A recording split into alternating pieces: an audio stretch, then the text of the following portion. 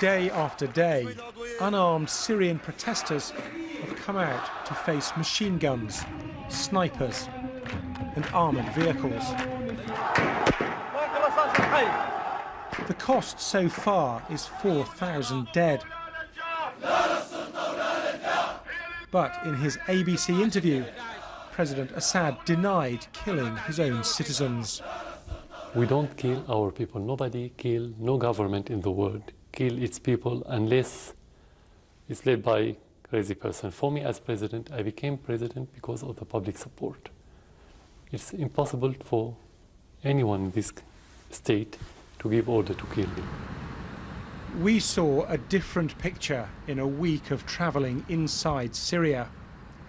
In the city of Homs, Rashida Al-Yassin catalogues her losses. Her son was shot dead at a protest, she explains.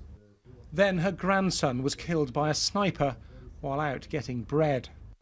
A few days after speaking to us, she too was shot dead in the street. They are military forces belong to the government. Okay, but I don't own them. I'm president. Okay. I don't own the country, so they're not my forces. No, but you have to give the order. No. Not by your command?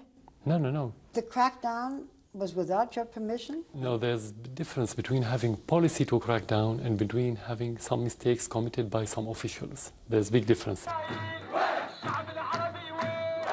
That's just ludicrous, says the US State Department.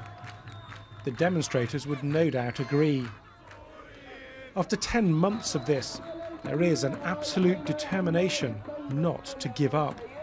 People have suffered too much. The men of the Nahar family are in hiding from the security forces. Fauzi was held for 6 weeks. He says he was beaten continually, stripped naked, threatened with castration, doused in boiling water, but still he would not confess. The officer said, "This dog is not afraid of dying," he recalls, "so hang him by his hands." They did so for 5 days. A UN report says torture is common in Syria. Send us the documents. As long as we don't see the documents and the evidences, we cannot say yes, that's normal.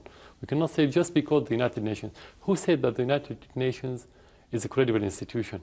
You do not think the United Nations is credible? No. You have an ambassador to Yeah. the United Nations? Yeah, it's a game you play, but doesn't mean you believe in it. Where is all this going? Some have responded to the government crackdown by taking up arms. The international community is deeply worried that Syria's heading into a fully fledged civil war.